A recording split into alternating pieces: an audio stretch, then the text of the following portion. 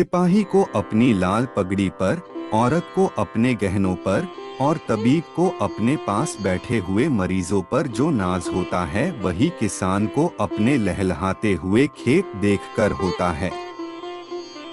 झींगुर अपने ऊख के खेतों को देखता तो उस पर नशा सा छा जाता है।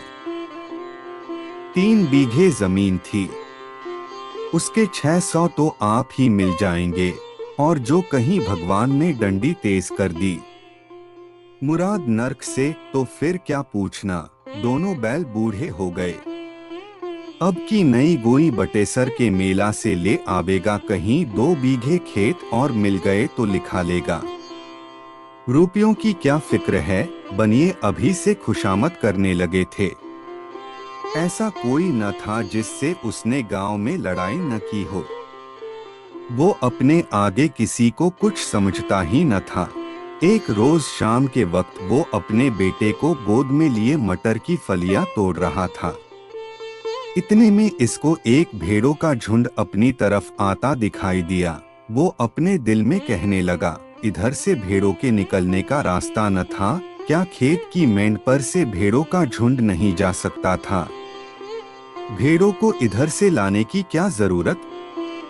ये खेत को कुचलेंगी, चरेंगी, उसका दाम कौन देगा? मालूम होता है बुद्धू गडरिया है। बच्चे को घमंड हो गया है, जभी तो खेतों के बीच में से भेड़े लिए जा रहा है। जरा उसकी ढिठाई तो देखो। देख रहा है कि मैं खड़ा हूं और फिर भी भेड़ों को लौटाता नहीं।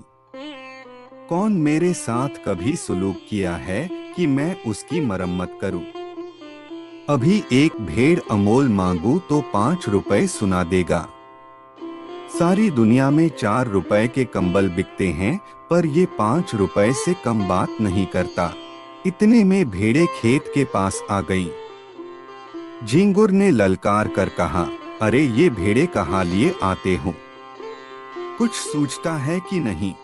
बुद्धू इनकिसार से बोला, मैं तो डांड पर से निकल जाएंगी, घूम कर जाऊंगा तो कोस भर का चक्कर पड़ेगा।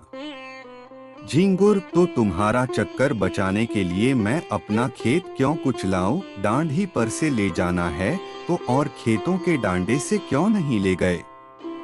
क्या मुझे कोई चमार भंगी समझ लिया है या रुपए का घमंड हो गया है? लौटाओ उनको। बुद्धू, मैं तो आज निकल जाने दो, फिर कभी इधर से आओ तो जो दंड सजा चाहे देना।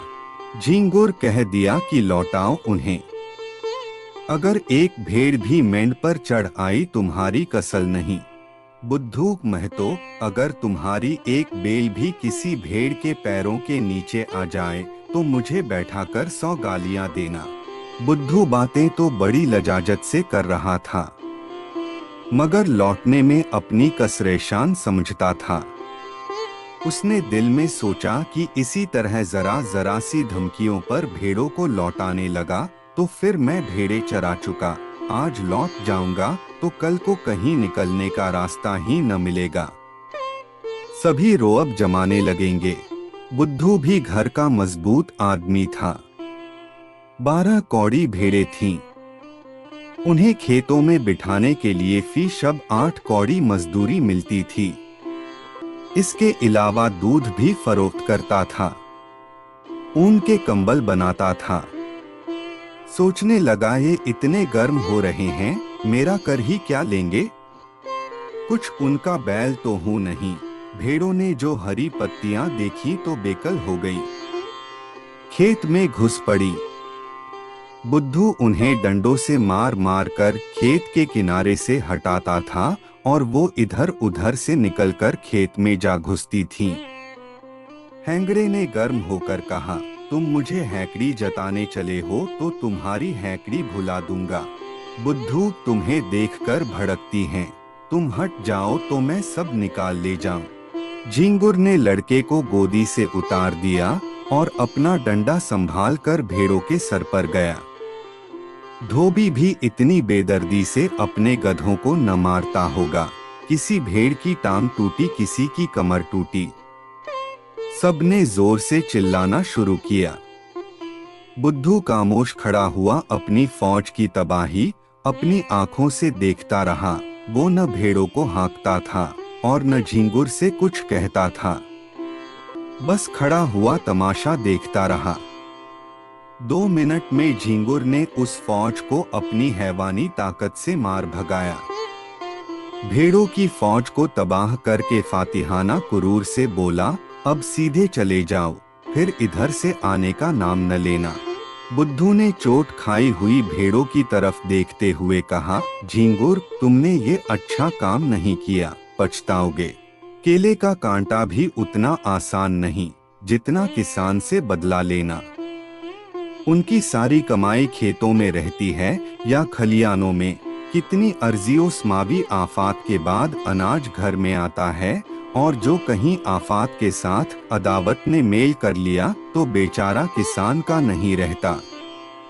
झींगुर ने घर आकर और लोगों से इस लड़ाई का हाल कहा तो लोग समझाने लगे, झींगुर, तुमने बड़ा बुरा किया, जानकर अनजान बनते हो।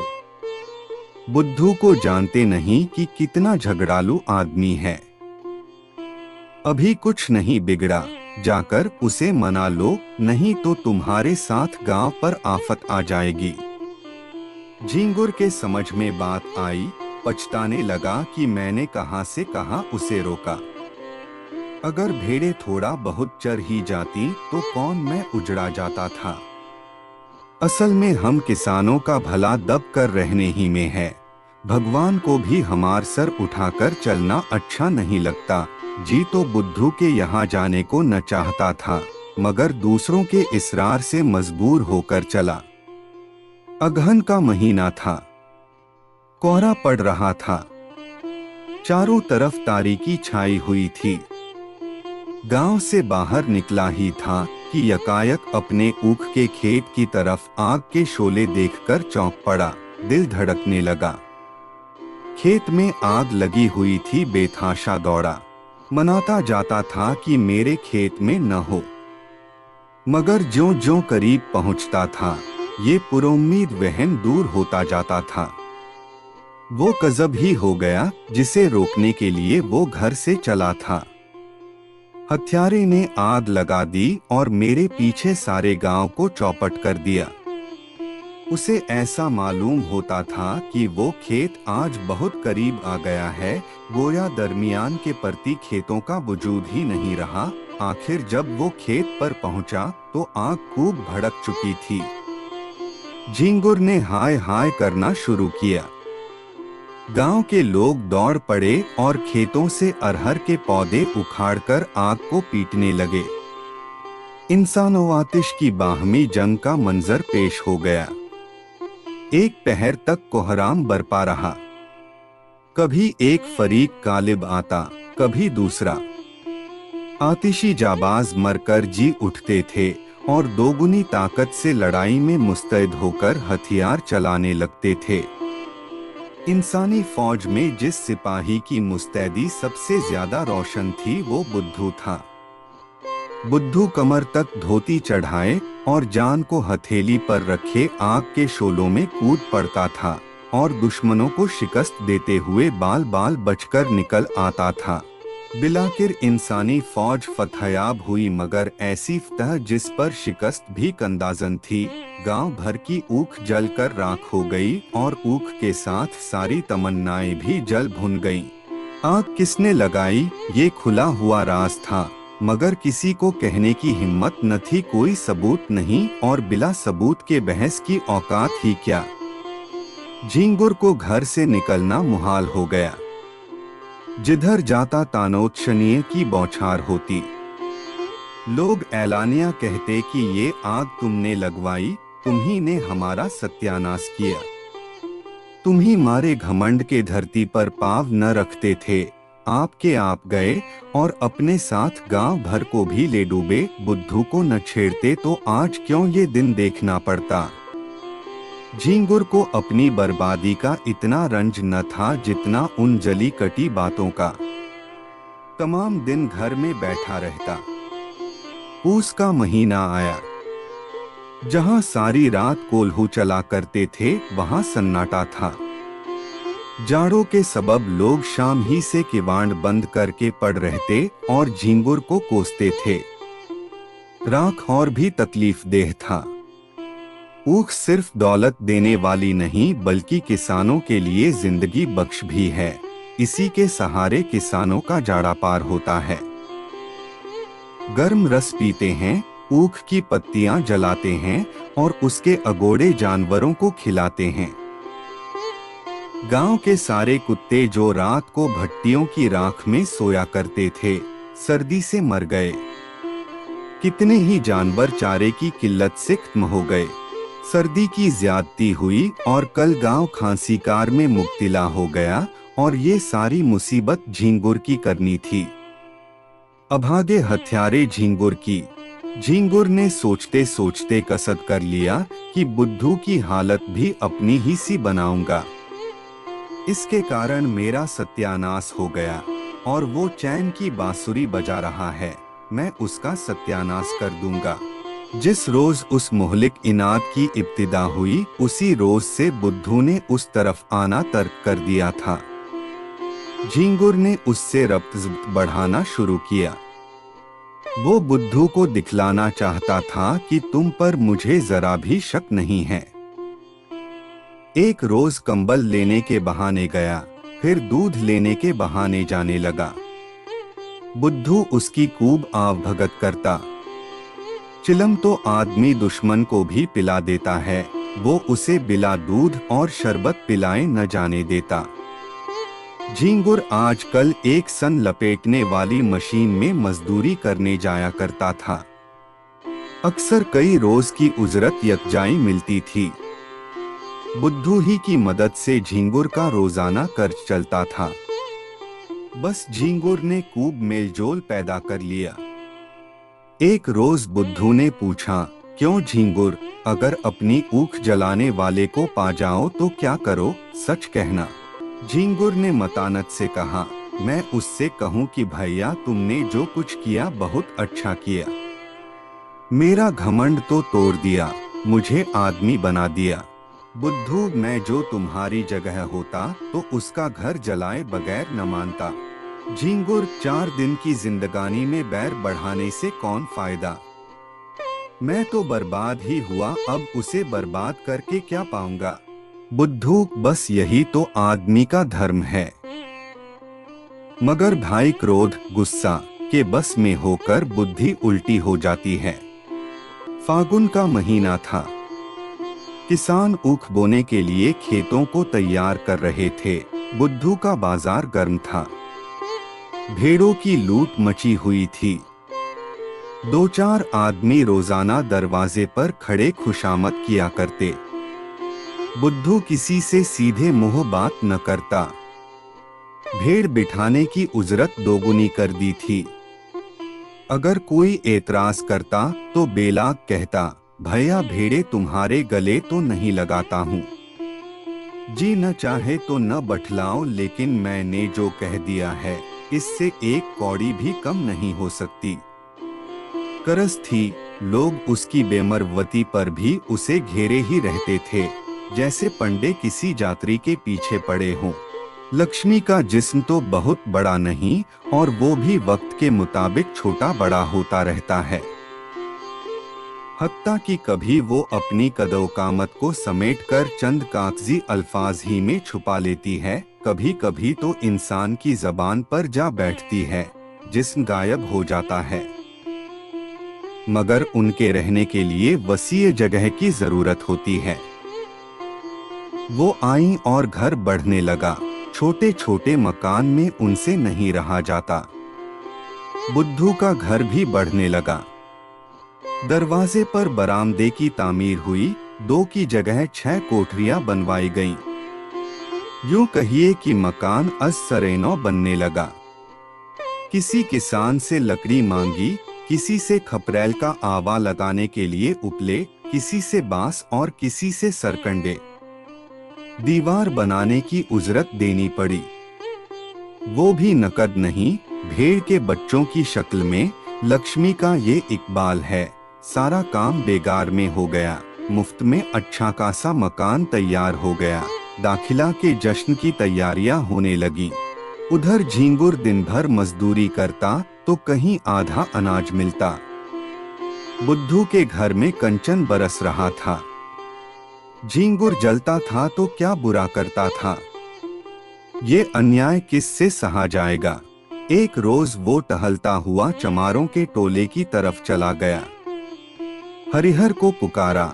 हरिहर ने आकर राम राम की और चिलम भरी, दोनों पीने लगे। ये चमारों का मुखिया बड़ा बदमाश आदमी था। सब किसान उससे थर-थर कांपते थे। झींगुर ने चिलम पीते पीते कहा, आजकल भाग वॉग नहीं होता क्या? कहो तुम्हारी आजकल कैसी कटती है? झींगुर क्या कटती है? नक्ताजिया बुरे हाल। दिन भर कारखाने में मजूरी करते हैं तो चूल्हा जलता है। चांदी तो आजकल बुद्धू की है। रखने की जगह नहीं मिलती। नया घर बना, भेड़े और ली हैं। अब गृह प्रवेश दाखिलेमकान की धूम है। सातों गांव में न्योतने की सुपारी जाएगी। हरिहर लक्ष्मी मैया आती हैं तो आदमी की आंखों में सील मुरव्वत आ जाती है, मगर उसको देखो धरती पर पाँव नहीं धरता। बोलता है तो ऐंठ कर बोलता है। झींगुर क्यों न ऐंठे? इस गांव में कौन है उसके टक्कर का? पर यार ये अन्याय तो नहीं देखा जाता। जब भगवान दे तो सर झुकाकर चलना चाहिए, ये नहीं कि अपने बराबर किसी को समझे ही नहीं। इसको मोइन सुनता हूँ तो बदन में आग लग जाती है। अक्ल का बानी आज का सेठ चला है हमी से अकड़ने। अभी लंगोटी लगाए खेतों में कव्वे हाका करता था, आज उसका आसमान में दिया जलता है। हरिहर कहो तो कुछ जोग जाग करो। झींगुर क्या करोगे? इसी डर से तो वो गाय भैंस नहीं पालता। हरिहर भेड़े तो हैं। झींगुर क्या बगुला मारे पखना हाथ। हरिहर फिर तुम ही सोचो। झींगुर ऐसी जुगत निकालो कि फिर पनपने न पाए। इसके बाद दोनों में कानाफूसी होने लगी। ये एक अजीब बात है कि नेकी में जितनी नफरत होती है, बदी में उतनी ही रग़बत। आलिम आलिम को देखकर, साधु साधु को देखकर, शायर शायर को देखकर जलता है। एक दूसरे की सूरत नहीं देखना चाहता, मगर जुआरी जुआरी को देखकर, शराबी शराबी को देखकर, चोर चोर को देखकर हमदर्दी जताता है, मदद करता है। एक पंडित जी अगर अंधेरे में ठोकर खाकर गिर पड़ें तो दूसरे पंडित जी उन्हें उठाने के बजाय 2 ठोकरें और लगाए कि वो फिर उठ ही न सकें। मगर एक चोर पर आफत आते देखकर दूसरा चोर उसकी आड़ कर लेता है। बदी से सब नफरत करते हैं, इसलिए नेकों में मुखालिफत होती है। चोर को मारकर चोर क्या पाएगा? नफरत आलिम की तौहीन करके आलिम क्या पाएगा? नेकनामी। झींगुर और हरिहर ने सलाह कर ली। साजिश की तदबीर सोची गई, उसका नक्शा, वक्त और तरीका तय किया गया। झींगुर चला तो अकड़ा जाता था। मार लिया दुश्मन को अब तू कहाँ जाता है। दूसरे रोज झींगुर काम पर जाने लगा तो पहले बुद्धू के घर पहुंचा। बुद्धू ने पूछा, क्यों आज नहीं गए? झींगुर जा तो रहा हूँ, तुमसे यही कहने आया था कि मेरी बछिया को अपनी भेड़ों के साथ क्यों नहीं चरा दिया करते। बेचारी खूंटे पर बंधी मरी जाती है। न घास न चारा क्या खिलावें? बुद्धू भैया मैं गाय भैंस नहीं रखता। चमारों को जानते हूँ, ये एक ही हत्यारे होते हैं। उसी हरिहर ने मेरी 2 गायें मार डाली। न जाने क्या खिला देता है। तब से कान पकड़े कि अब गाय भैंस न पालूंगा। लेकिन तुम्हारी एक ही बछिया है, उसका कोई क्या करेगा? जब चाहो पहुंचा दो। ये कहकर बुद्धू अपने मकान वाली दावत का सामान उसे दिखाने लगा। घी, शक्कर, मैदा, तरकारी सब मंगा कर रखा था। सिर्फ सत्यनारायण की कथा की देर थी। झींगुर की आंखें खुल गईं। ऐसी तैयारी न उसने खुद कभी की थी और न किसी को करते देखी थी। मजदूरी कर घर को लौटा तो सबसे पहला काम जो उसने किया वो अपनी बछिया को बुद्धू के घर पहुंचाना था। उसी रात को बुद्धू के यहाँ सत्यनारायण की कथा हुई व ब्रह्म भोज भी किया गया। सारी रात ब्राह्मणों की तवाज़ो व तकरीम में गुजरी। भेड़ों के गल्ला में जाने का मौका ही न मिला। अलस सुबह खाकर उठा ही था, क्योंकि रात का खाना सुबह मिला कि एक आदमी ने आकर खबर दी, बुद्धू तुम यहाँ बैठे हो, उधर भेड़ों में बछिया मरी पड़ी है। भले आदमी, उसकी पगिया भी नहीं खोली थी। बुद्धू ने सुना और गोया ठोकर लग गई। झींगुर भी खाना खाकर वहीं बैठा था। बोला, हाय मेरी बछिया, चलो जरा देखूं तो मैंने तो पगिया नहीं लगाई थी। उसे भेड़ों में पहुंचाकर अपने घर चला गया था। तुमने ये पगिया कब लगा दी? बुद्धू, भगवान जाने जो मैंने उसकी पगिया देखी भी हो, मैं तो तब से भेड़ों में गया ही नहीं। झींगुर, जाते न तो पगिया कौन लगा देता? गए होंगे, याद न आती होगी। एक ब्राह्मण मरी तो भेड़ों ही में ना। दुनिया तो यही कहेगी कि बुद्धू की गफलत से उसकी मौत हुई, चाहे पगिया किसी की हो। हरिहर, मैंने कल सांझ को उन्हें भेड़ों में बछिया को बांधते देखा था। बुद्धू, मुझे? हरिहर, तुम नहीं लाठी कंधे पर रखे बछिया को बांध रहे थे। बुद्धू, बड़ा सच्चा है तूने मुझे बछिया को बांधते देखा था। हरिहर, तो मुझ पर काहे को बिगड़ते हो भाई? तुमने नहीं बांधी तो नहीं सही, ब्राह्मण इसका निश्चय करना होगा। गौ हत्या को प्रायश्चित करना पड़ेगा। कुछ हंसी ठट्ठा है। झींगुर, महाराज कुछ जानबूझकर तो बांधी नहीं। ब्राह्मण, इससे क्या होता? हत्या इसी तरह लगती है, कोई गऊ को मारने नहीं जाता।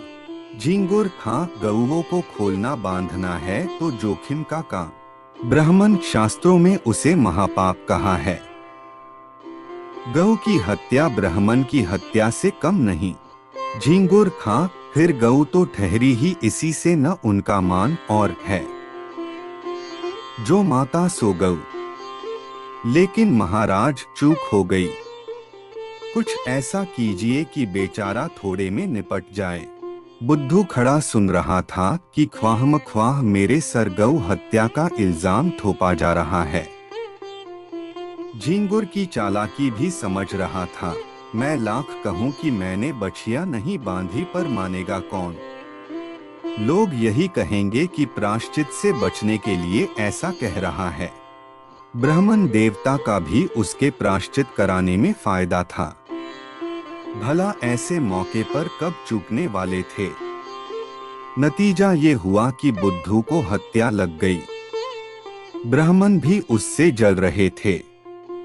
कसर निकालने का मौका मिला। 3 माह तक भीख मांगने की सजा दी गई। फिर 7 तीर्थों की यात्रा, इस पर 500 ब्राह्मणों का खिलाना और 5 गायों का दान। बुद्धू ने सुना तो होश उड़ गए। रोने पीटने लगा तो सजा घटाकर 2 माह कर दी गई। इसके सिवा कोई रियायत न हो सकी। न कहीं अपील न कहीं फरियाद, बेचारे को ये सजा कबूल करनी पड़ी। बुद्धू ने भेड़े ईश्वर को सौंपी। लड़के छोटे थे, औरत अकेली क्या करती?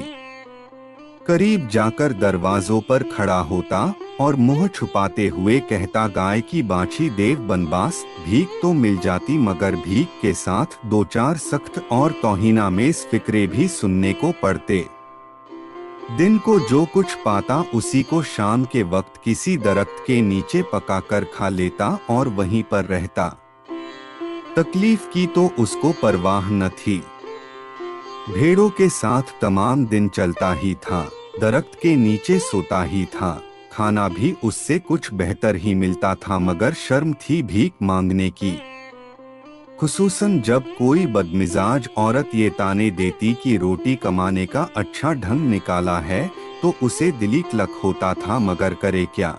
2 माह बाद वो घर वापस आया। बाल बढ़े हुए थे, कमजोर इस कदर की गोया 60 साल का बूढ़ा हो। तीर्थ जाने के लिए रुपयों का बंदोबस्त करना था। बुद्धियों को कौन महाजन कर्ज दे। भेड़ों का भरोसा क्या। कभी कभी वबा फैलती है तो रात भर में गल्ला का गल्ला साफ हो जाता है।